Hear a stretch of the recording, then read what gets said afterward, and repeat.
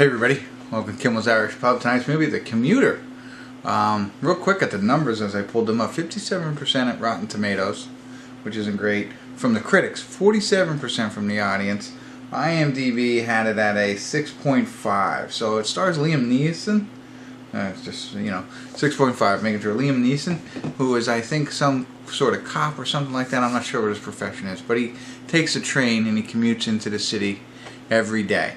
And on one of his trips, now somebody has, a woman has challenged him to find somebody on the train and do something. And he has a certain amount of time to do it. So it's like a, race against time and the detective kind of mystery kind of story. So crime, action, all that stuff. So that's the gist of what I've read and what I've seen on the previews. But I'm kind of excited to see it. Who doesn't like Liam?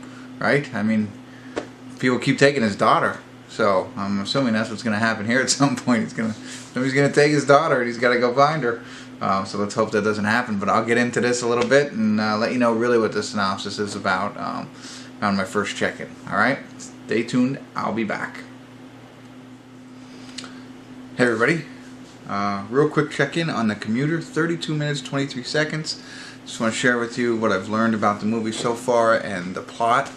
As I mentioned, Liam Neeson, he's an ex-cop. Evidently he quit being a cop and went to insurance and is selling insurance. And he does it in New York. He's been doing that for 10 years. And he's been riding the commuter train back and forth. So he obviously lives outside of New York, maybe in New Jersey or something like that, and takes a commuter train in every day for the last 10 years. And there's some other things going on, but whatever. He's married and has 2 kids, and that's how he's trying to support his family. Some financial struggles, whatever. He's on the commuter train coming home. He meets Vera Farmiga. I think that's how you say her name. I'm not sure. It's down below, whatever. You've seen her before. The Departed, she was in. But and she gives him a hypothetical question. She tries to play it off as that anyway. But essentially, his task is to simply find somebody on this train named Penn or something like that has a bag, and the bag has something they stole. And so he's supposed to do that. And if he does that, they'll give him $100,000. So of course it's odd. So he's trying to figure this out and why are they doing it? And they stashed money. He finds the money, so he knows something's going on. But it seems really odd. So he's calling the cops, calling his wife, things like that. Of course they're watching him, and saying, "Hey, you can't do any of this stuff. You have to now. You took the money, so now you have to find his bag." So that's really it. So and he has to do it by a certain stop, and basically that's his goal. It's not like he has to kill somebody or anything like that, which I thought that was going to be the case. He's just got to find this person, at least initially, and with the bag, and that's all he has to do, and he gets $100,000. But they obviously are watching him, like I said, and know about his family, so there's probably some threats going to happen, things of that nature. But so far so good. I think it's interesting. It's an interesting concept. The question is, why don't they just find this guy themselves? Why are they having him do it? Hopefully they explain that in the end. But pretty interesting. So I just wanted to catch you up real quick and talk about that. And I'll get back into it. And if there's something interesting, I'll check in again. All right? See you in a bit. Hey everybody, we're at the credits of Commuter. Sorry, no other check-ins. I didn't think it was needed. While I was interested throughout the entire movie, there was no spot where I was like, oh, I should stop and talk about this. It just continued to flow, following the synopsis that I had laid out. He's on a train. He has this adventure to find somebody. He's going to get paid for it. Meanwhile, he's going to start figuring out, why is this all happening? And what's behind the scenes on this one. One quick correction I wanted to make. I said he had 2 sons. He only had 1. Then did I realize what they were doing in the beginning when they show him, getting on the train. They show him doing it like every day.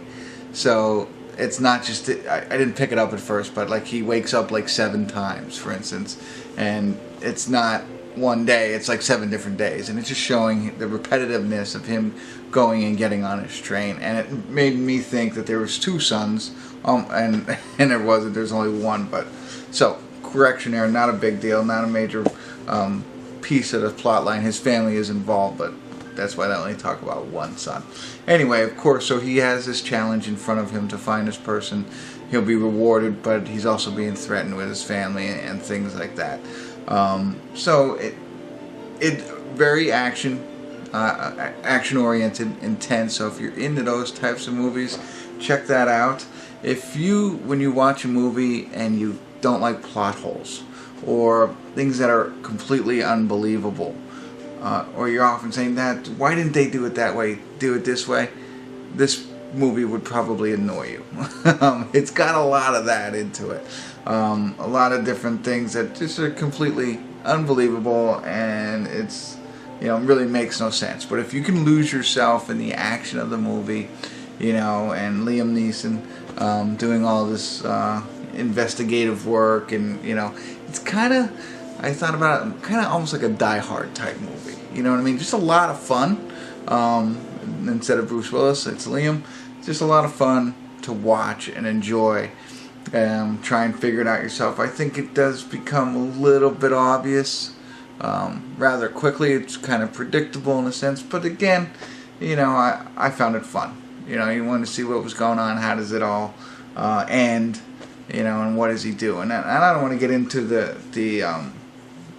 I don't want to ruin it for you, because I think you'll enjoy it. If that's the type of movie you're into, if you're into those types of mindless, just have fun, don't worry about the odds and ends of a movie, you're gonna watch it. So I won't ruin it for you, because it's interesting to see the way that they did this. So I hate to give it the 7 that I like to give out a lot, but I do think it was a 7. I was maybe a 6, but I found that I did enjoy it, even though all of those things went on, and it was kind of ridiculous at parts.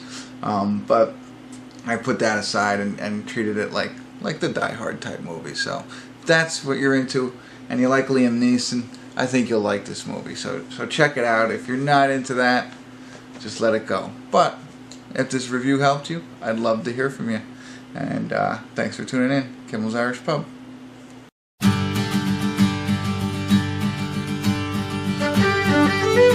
Thank you.